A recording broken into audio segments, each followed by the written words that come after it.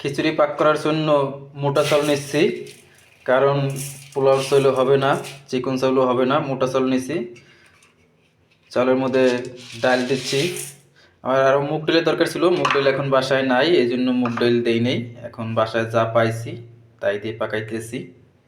আসসালামু আলাইকুম দর্শক, এখন আমি খিচুড়ি পাকাবো। খিচুড়ি পাকানোর জন্য মুসুরি ডাল নিচ্ছি, মোটা চাল নিচ্ছি, পেঁয়াজ, কাঁচামরিচ, তেজপাতা, দারচিনি, এলাচ, তারপরে মরিচের ফাঁকি,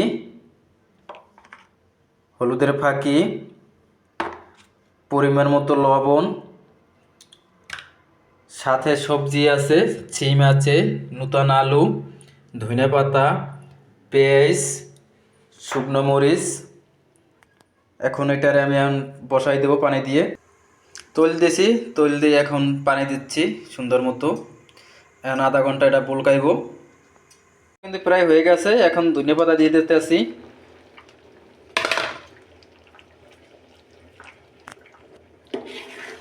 সেই একটা গ্রান ধনেপাতাটা, দেশি ধনেপাতা।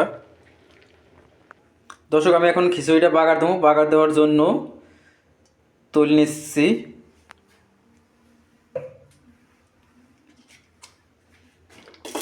কুচন্যা পেঁয়াজ,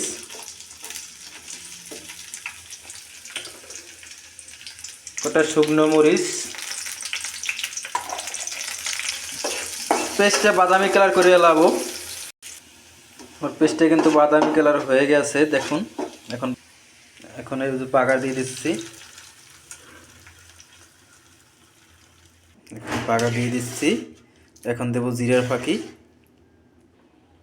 সাথে কটা জিরার ফাঁকি দিচ্ছি।